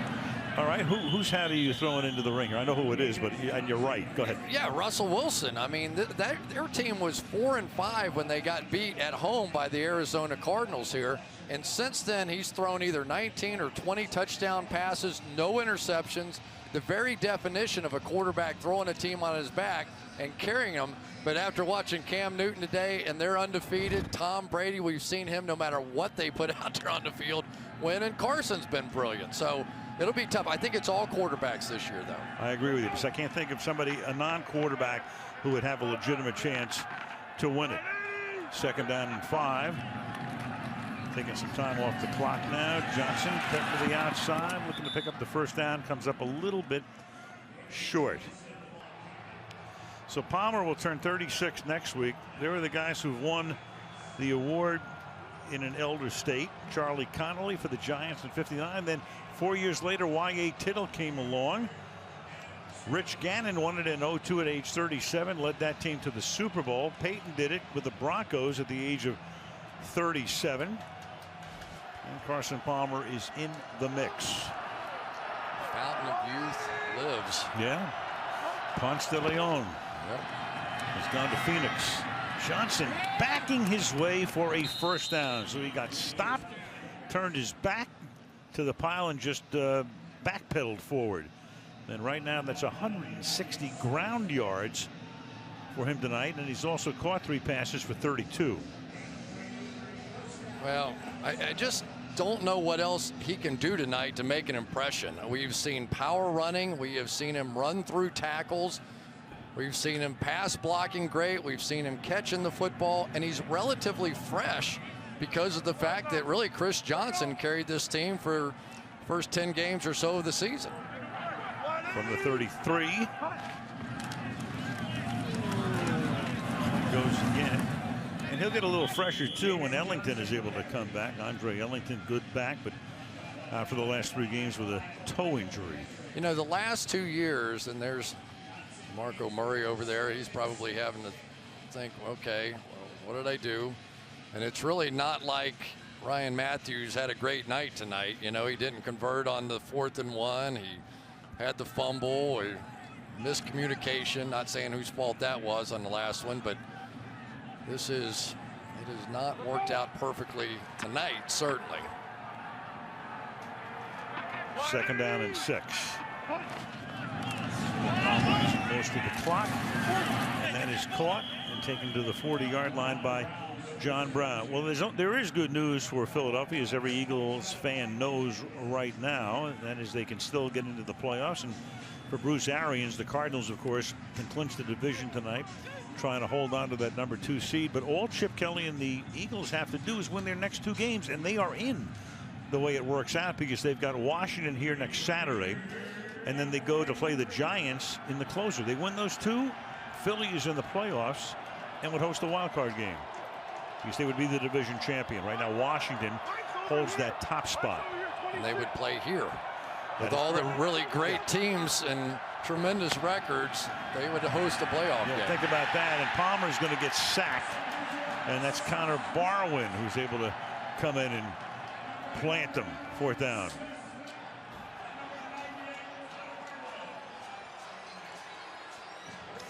They're going to get it from both ends here. Connor Barwin's going to come back underneath here and get there, but so does on the other side. That's Marcus Smith, who does not have a sack, so I'm sure he's hoping he was the one that got a little credit for that. He was a 1st-round draft pick, too. Butler, short cut. Sproles at the 30, but right along the sideline. And works his way out to the 35 with 10:16 to go. Eagles with the ball, down by 20.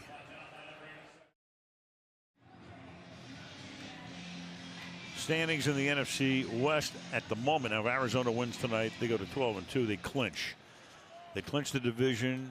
They play Green Bay next week. They're close to clinching the number 2 seed, but it'll be pretty interesting, because the Packers go to Arizona next week. They could pull them within a game, and it would come down to the final game of the year, as the catch is made, and across the 50-yard line goes Josh Huff for a 1st down. Swearinger making the stop. Yeah, the other thing that was surprising to me is that the Arizona Cardinals are the only team in all of football that doesn't have a 12-win season. In the long and somewhat less than storied history. And this is Zach Ertz, gets taken down there for a gain of a couple by Ty Matthew, and he's hurt. Tyrann Mathieu chopped his legs out. So they're very valuable number 1 tight end still down.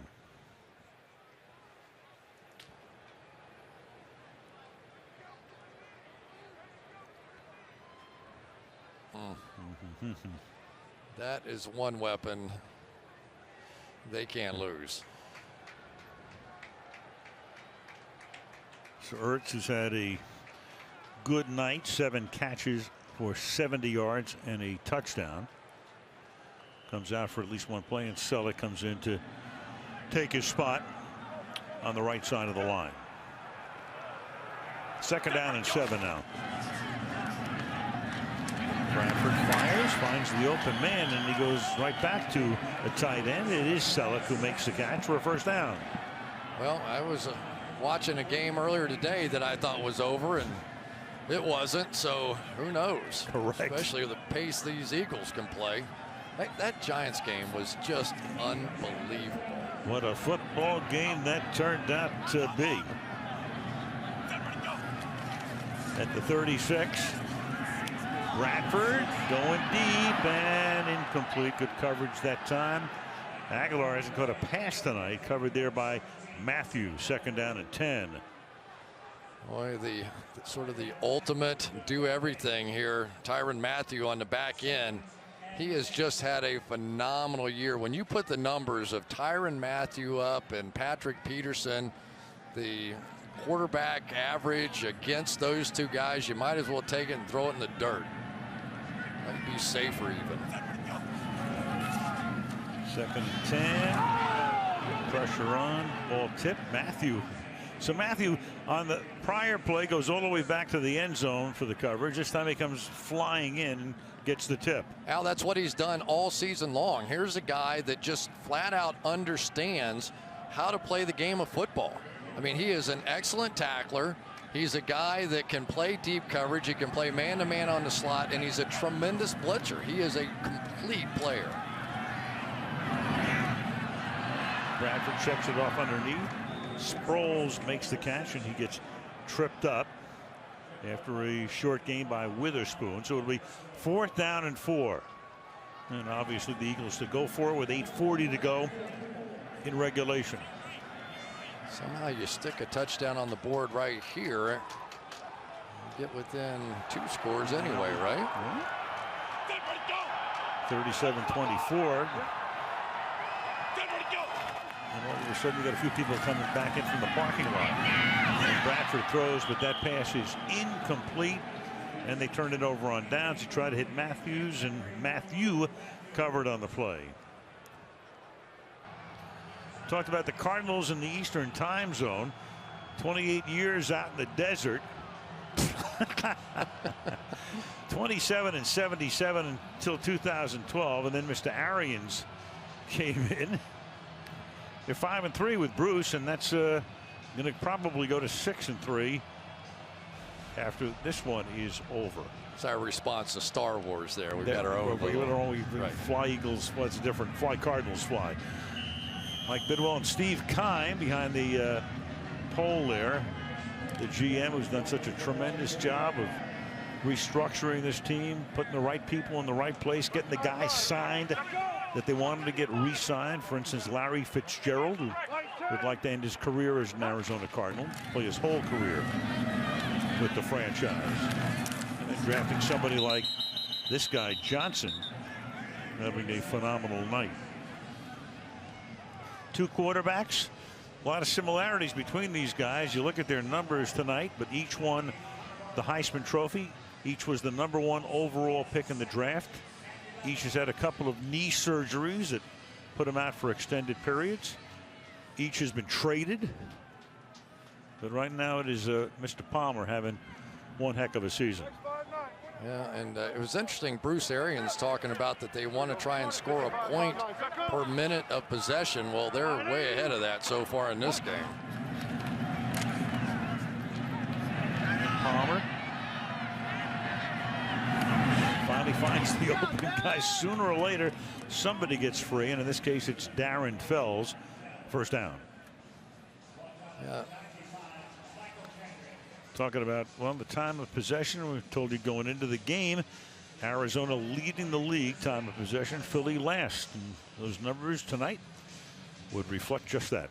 Yep, 37 points in 30 minutes. Of course, Dayon Buchanan and the defense picked up 7 of those points. So maybe the lucky elf. That may mean that Patrick Peterson has to wear the elf outfit again. Good luck. At the 42. Fitzgerald. Play clock at 1 as they get it off. And Johnson has got a chance for a 200-yard night. David Johnson has now carried the ball 27 times for 178 yards. And, you know, let's give a little tip of the hat to Steve Keim and all the guys that built this thing. In the last 2 free agency periods, they went out and got 2 excellent football players, Jared Valdir and Mike Upati over there on that left side, and they have just been dominant. There's Upati just blowing Bo Allen off the ball, and it's a lot of fun to play running back when you're not getting hit until somebody in the secondary, somebody smaller, is the one that's hitting you.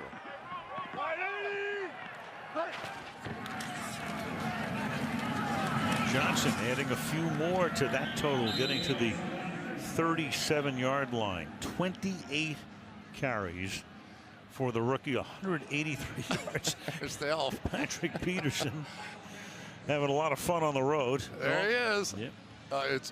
He lost a bet. Believe it or not, he got into a quarterback competition with the quarterbacks where they lobbed the ball into a bucket in the back of the end zone. And so it was sudden death. So, you know, Carson made it, and then Drew Stanton made it, and he's in there battling with everybody with the whole thing. And then somebody else made it, and they didn't give him a chance to tie. He said, I didn't know that part of the rule, but, you know, the quarterbacks, they have weird rules in there, so he had to wear the elf outfit. Yeah, Palmer says you play not to lose, and Patrick Peterson, 5th year in the league, going to his 5th Pro Bowl. A little bit of what he's been doing tonight, covering different guys. That time it was Cooper. Then it was Aguilar. Doesn't matter who you match him up against. And having fun on the road. And, you know, the other thing, too, he said last night, you know, he had to wear that goofy outfit on the plane. He said, I was more comfortable than the other guys. They're on coats and ties, and I'm sitting back chilling. Yeah, he said, I won. They're all uncomfortable, and I've got my jammy on back there. But, you know, it's a remarkable story how he's turned around this football season, battling type 2 diabetes. And Just amazing the difference in him. 3rd and 1, and here is Johnson making the catch, taking it to the 24-yard line.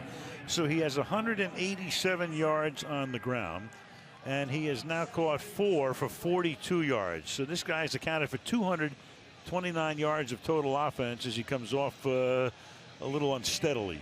Yeah, he's going to be sore, but he has proven that he can be the lead back. And you go back to Arians and you go back to Carson Palmer, and there are questions about this guy in Northern Iowa, and oh my gosh, he's not picking it up quickly enough. Tonight all he's been is perfect. Kerwin Williams comes in as the running back. He'll total for a gain of a couple.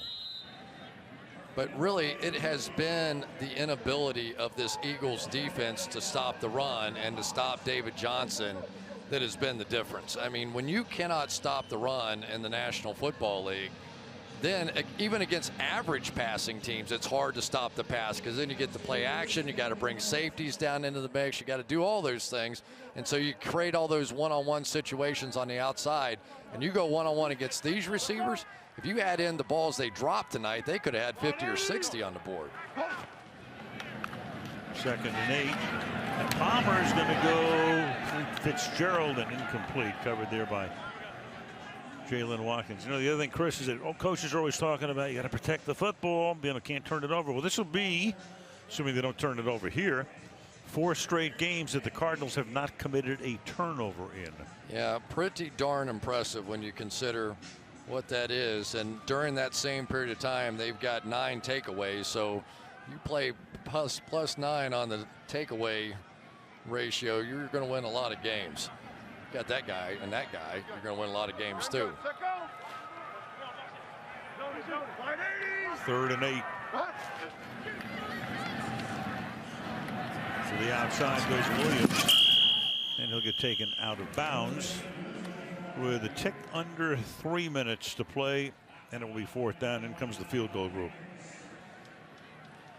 Well, for Chip Kelly, he knows there's going to have to be another day, and I think the running back decision will be at the forefront again. But I will say this, and I don't want to be unfair about this. Coming into this game, if you had asked me who I would have played, I would have played Ryan Matthews and Darren Sproles. They've outplayed DeMarco Murray so far, except in those short yardage situations.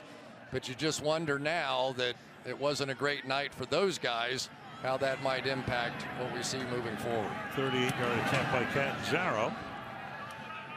And that makes it 57 points on the board. It was already over before that. And it's 40-17 Arizona.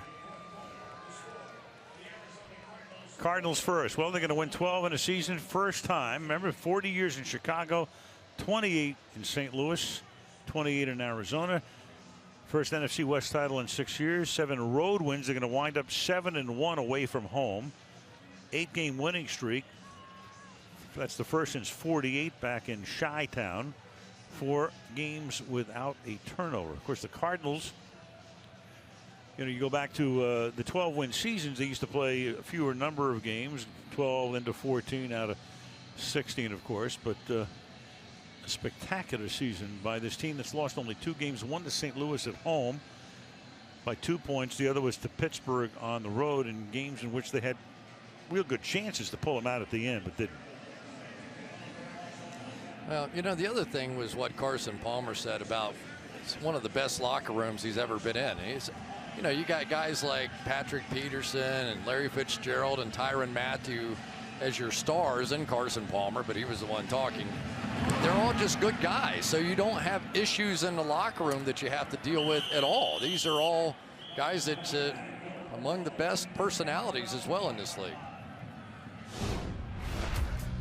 Well, here's Sam Bradford, and he has made some throws tonight into some very tight windows. He wanted to go a little more zone defense, but plenty of zip. First overall pick in the draft. You can see with the way that early in the season, he wasn't quite as willing to torque on that left knee the way you see him tonight. He steps now and those hips fly around, and he is throwing the ball. If the Eagles, for some reason, decide they don't want him, I think there's going to be a line of people who do. Here's Ertz making the catch. Larry Fitzgerald tonight, 3 catches for 43 yards. And that's going to get picked off at the 40-yard line by Tyrann Mathieu. And now he's got to flex his right leg. So maybe a little bit of a price that got paid here by the Honey Badger. Still down, has the pick, and Peterson is right over there checking him out along with Buchanan and company. Boy. Player. Well, he had an injury a couple of years ago, worked his way back last year. Tore his left ACL back in 2013. The torque there. And of course, we will check this out. So valuable is this guy. And he gets the pick, but you got to figure out what's going to happen. That, of course, is a great sign right there to be able to get him up and walk back to the sideline. It's patted on the helmet by Peterson. So tonight, that's 4 turnovers for the Philadelphia Eagles. 0 for Arizona. And we'll just check him out back on the bench. Boy, Tyrann Mathieu, he has overcome a lot. You know, Patrick Peterson actually was his host on the recruiting trip to LSU, and you know, he kind of got kicked out of school there, and some questions, do you really want him? And he has really, truthfully, I think, turned his life completely around. And now they talk about what a great leader he is, what a great influence he is on his work ethic, his energy every day in practice, and what he brings out there. Just hope he's okay. So they have it with 2.5 minutes remaining now in the 4th, and now you got Drew Stanton in the game with Stephon Taylor. So I think Mr. Arians has figured, you know, I've seen enough of the guys I need to have in there, and why take a chance, especially after you saw something like that. Yep. You know, that Palmer, of course, came out taping his finger. It looked like he had broken his finger. That was not the case, and of course came in and looked the same. David Johnson had to come out at the end of the first half, so you never know. And they're just going to play it real safe down the stretch. 2-minute warning. In Philadelphia, the Arizona Cardinals on their way to 8 in a row, 40-17.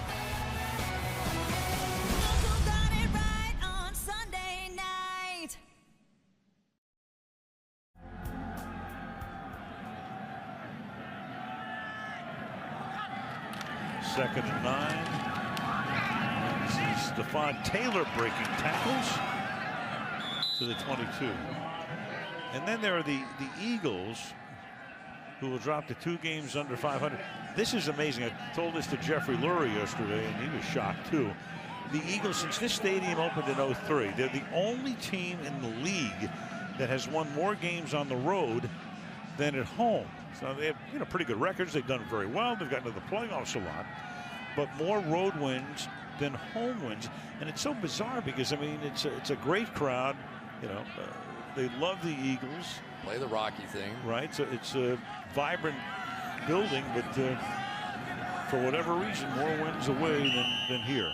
Well, maybe time for Jeffrey Lurie to give him another speech. He gave him that before the New England game, the play angry speech. Went around to everybody in the locker room and sort of grabbed them and used a little colorful language and got them all fired up and got a standing ovation after the game when he came back in when they beat the Patriots. But I'll tell you, somebody's going to give old Bruce Arians and Steve Keim and Carson Palmer a standing ovation. 12 wins in this league. Very impressive. Well, Bruce will be a candidate for Coach of the Year, which he's only won twice in 3 years. But at this point in time, Ron Rivera, I mean, you're 14-0 with that team. Oh, no question. With the expectations going into the season, you know the story. Kelvin Benjamin got hurt. They may have a perfect year, who knows? But he'd be the choice right now. And for Chip Kelly, well, again, the great thing about the Eagles, if you're an Eagle fan, is you just win the next 2 games. You're in the playoffs, and you're playing a home game the second week of January. There's the final score of 40-17.